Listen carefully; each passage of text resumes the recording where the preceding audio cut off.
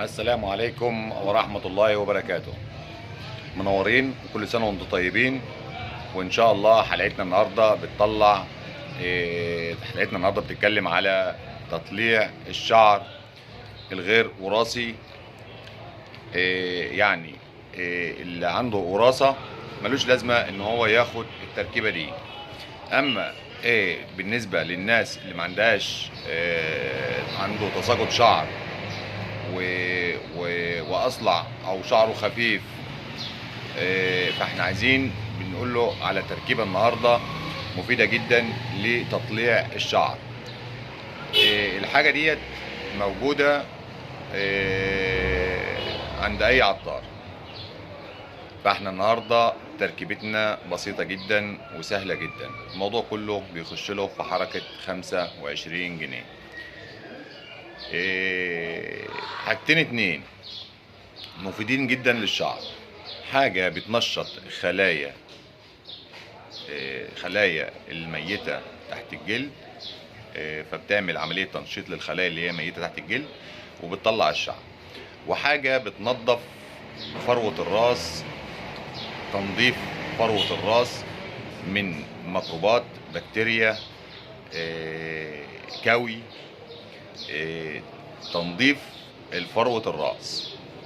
فبتبدأ تعمل الحاجتين دول، بيعملوا تنظيف وتنشيط وتطليع الشعر في خلال يعني اقول لك شهر بتشوف النتيجة بتاعتك. شهرين الشعر طلع، يعني شهر بالظبط ويكون النتيجة ظهرت. شهر ويكون النتيجة ظهرت. بس الموضوع كله بسيط جدا ومفيد جدا وسهل جدا. بنتكلم على اول حاجة عشان تستخدمها صح، هو زيت الشطة. ده زيت اسمه زيت الشطة، ماشي. ده بيقتل الفطريات، البكتيريا، قاتل ان كان في الجسم او في الشعر. فطريقة استخدامه، اول حاجة تبدأ بيها بان تجيب زيت الشطة وبتدهن منه مرة واحدة في اليوم، وحذاري وانت بتدهن منه، يعني دهان شعر فقط لا غير، عشان ما ينزلش على شعرك. تمام. ده بيساعد على تنظيف فروة الراس، وبيقتل البكتيريا او الميكروبات اللي هي في الجلد. تمام. وان كان في اي اثر، اي حاجه، اي مضروبات، اي بكتيريا، اي حاجه من ديت، فبيبدا ان هو ينشط الخلايا اللي هي ميته تحت الجلد، وبينظف وبيقتل البكتيريا خالص. تستخدمه مره واحده بس في اليوم، ماشي. اول حاجه يا بتدهنه الصبح يا بالليل. ريحته زي ريحه الشطه. هي الماده اللي فيه زيت شطه بس حاميه.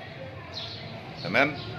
انت ما بتحسش بيها، يعني بتحس ان انت حاجات خفيفه كده زي الشطه وشامم ريحه الشطه.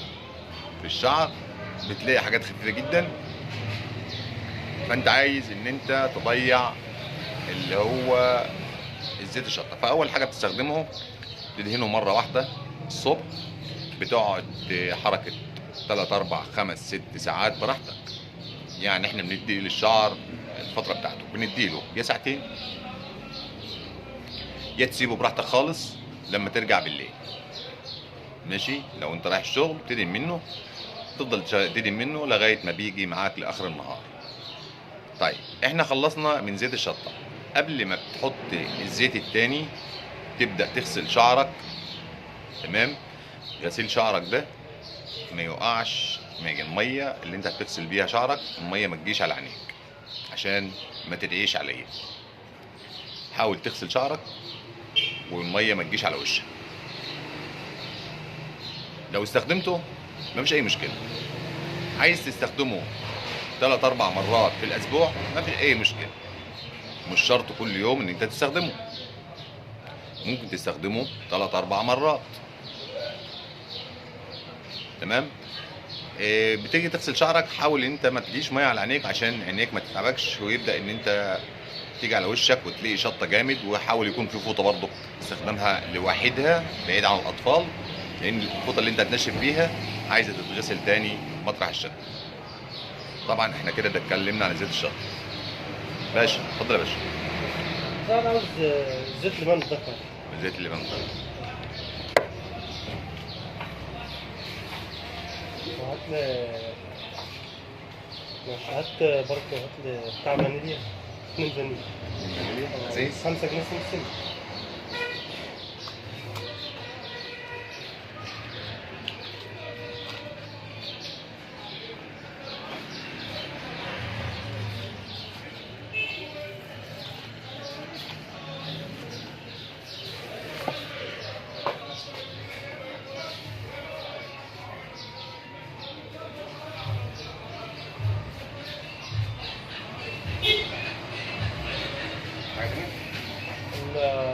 الكربونات عندك ازايز ولا علب ولا حاجه؟ زي سيب كده، هات في بجنيه وكده.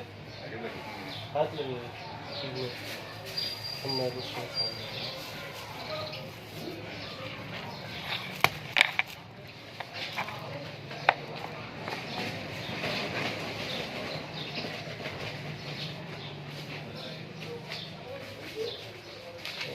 حاجه ثانيه.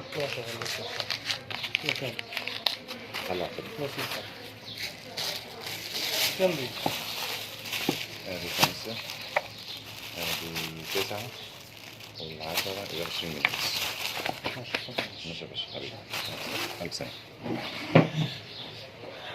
بنيجي على مرحلة، أنا آسف للإزعاج معلش، وهنيجي على حاجة تانية اللي هي بتتكلم عليها، اللي هو احنا اتكلمنا على زيت الشطة خلاص، هنتكلم على زيت الجرجير. ومن فوائد زيت الجرجير جميل جدا للشعر، تساقط شعر مفيد جدا، تطليع الشعر جميل جدا جدا جدا، تنشيط خلايا ميتة تحت الجلد بيبدأ بيساعد على تطليع الشعر. استخدامه بقى ماشي، بنستخدمه ازاي؟ بناخد منه زيت الجرجير ده، بناخد منه ندهن منه بعد ما غسلنا بالشطه خلاص وغسلنا دماغنا من زيت الشطه، بنبدا ندهن منه فتره بالليل او فتره الصبح. يعني بعد ما انت بتغسل من زيت الشطه بتبدا تستخدم من زيت الجرجير. استخدامه جميل جدا، بيبدا بيمنع تساقط الشعر. تمام، ده اهم حاجه. حتى لو في عندك تساقط شعر وعندك تساقط شعر كتير، فاحنا بنستخدم زيت الجرجير. طيب احنا عاوزين نطلع زيت الجرجير، عايزين نطلع الشعر اللي هو مات، اللي هي الشعرايه ماتت خلاص. ده بيعمل عمليه تنشيط للخلايا اللي ميته تحت الجلد. طيب هنستخدم زيت الجرجير زي ما قلنا، استخدامه بسيط جدا. بناخد منه كميه تساوي حسب تساوي الشعر. يعني بالنسبه للرجال بياخد منه غطا الازازه وبيدهن بيه فروه الراس كويس ماشي. اما الحريم السيدات فبناخد منه برضك غطين 2 غطا على قد الشعر. واهم حاجه هو فروه الشعر ان هي تاخد كفايتها. اهم حاجه فروه الشعر تكون واخده كفايتها. هنا اتكلمنا ان زيت الشطه ليه فوائد، ان هو بيقتل اي حاجه في فروه الراس البكتيريا ويبدا يساعد عليها. تمام، ان هو بيكوي وينظف الجلد وفروه الراس ويبدا يطلع ينظف الجلد. تمام، حتى لو في اي حاجه في مشاكل في فروه الراس زيت الشطه بيعمل كل ده. طيب احنا عايزين نطلع الشعر، وزيت الشطه برضو مفيد جدا للشعر. حتى لو شعرايه بيضه بيسمرها، بيديها لون تاني، بيطلع الشعر، بيموت الفطريات والبكتيريات. زيت الجرجير مفيد بالنسبه لتساقط الشعر والقشره وفرد الشعر وتطويل الشعر. بس احنا كل اللي احنا عايزين نتكلم عليه هو لتنبيت الشعر، بينبت الشعر. اول اسبوع او اول شهر بالظبط انت بتلاقي الشعرايه نبتت نبات. ده على تجربه، خلي بالكوا الكلام ده على تجربه. الشعرايه نبتت سمره صغيره، تبدا بعد منها بشهر بسم الله ما شاء الله بتلاقي فروه شعرك بقت تمام التمام ومية مية، مفيده جدا. تساقط قشره كل ده جميل جدا جميل جدا جدا. بس حذاري من زيت الشطه عشان عينيك، وعينيك غاليه علينا. زيت الشطه مفيد جدا يا جماعه، بس خلي بالكم عشان زيت الشطه لو جه على العينين دي تبقى مشكله تانية. فهنستخدم زيت الشطه الاول، وبعد ما نخلص ونغسل شعرنا وننشف بالفوطه، نركن الفوطه بعيد، وبعد كده نستخدم زيت الجرجير. عايز تسيب زيت الجرجير لفتره لغايه ما انت تيجي تدهن زيت الشطه تاني مفيش اي مشكله. عايز تستخدم زيت الشطه بس لوحده مرتين 3 مرات في اليوم مفيش اي مشكله. زيت الجرجير هيبقى استخدامه دايما على طول باستمرار، زيت الجرجير دايما على طول. انما ده ممكن تستخدمه كل يوم، يا اما تستخدمه 3 مرات بس في الاسبوع، وان شاء الله هيبقى جميل جدا ومفيد جدا، والشافي هو الله. وان شاء الله لو في اي حاجه انا معاكم برضك زي ما انتم عارفين. تمام. والسلام عليكم ورحمه الله وبركاته. اشتراك للقناه ولايك للقناه، والسلام عليكم ورحمه الله وبركاته.